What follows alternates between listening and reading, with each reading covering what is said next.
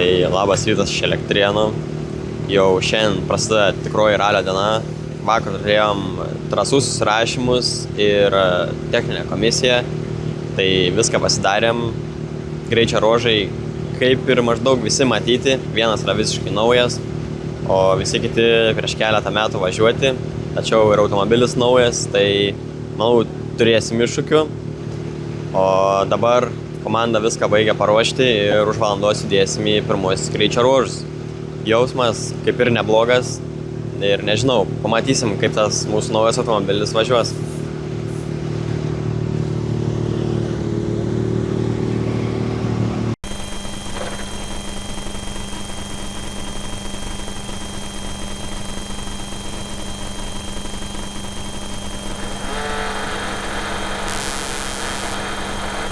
Dešinys 3, 70, dešinys 1, dešinys 1, 30 per trampliną, kairys 1,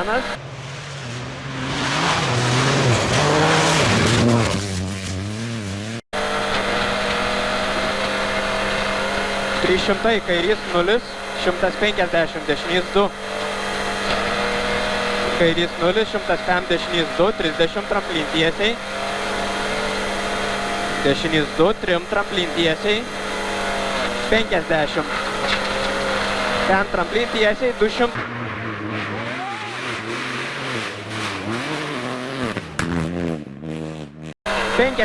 dešinys 2 ilgas, 50 kairys 0, 30 kairys 1, kairys 1, į dešinį 4 nepjauti.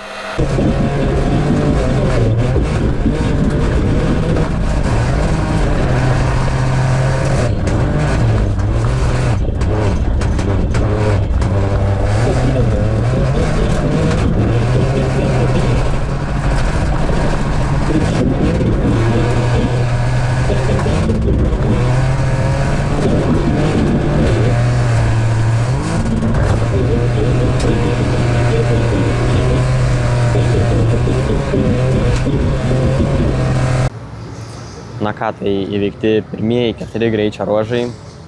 Tai iš tikrųjų pirmi 2 greičio ruožai buvo tokie ganėtinai baisus, nes vis dėlto neturėjom mes daug testų su automobiliu, tai taip atsargiau pravažiavom, dar pasibandėm, kur tos ribos automobilio.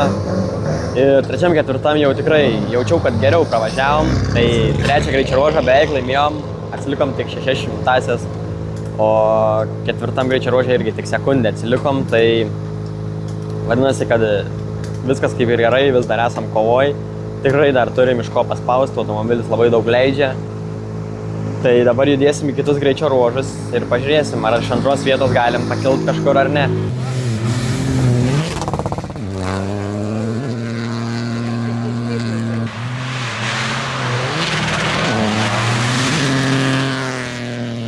Vienas, 2, 30 tramplin tiesiai, 5 tramplin tiesiai, 30 tramplin tiesiai, 200 tramplin tiesiai, 200 tramplin tiesiai, 100 per trampliną, kairys 1,5, 105, kairys 1,5, 105, 105 tramplin tiesiai, 210, dar. Ir kairys 2,5. Tiesiai ir kairys 2,5. Road block, red flag.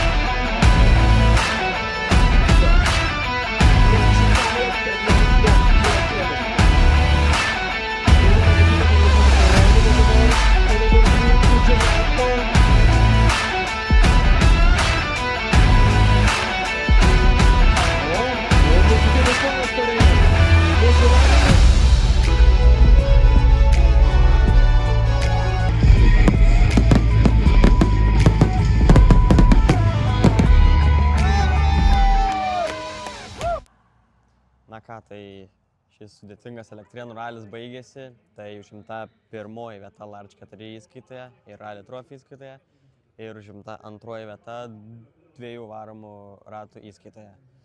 Tai ganėtinai šiaip sudėtingas ralis, labai įdomus greičio ruožai. 5 greičio ruožą labai gerai suvažiavom ir įsivėlėm į kovą dėl pirmos vietos su klasioku Klaudu. Gaila, kad jis patyrė stiprią avariją.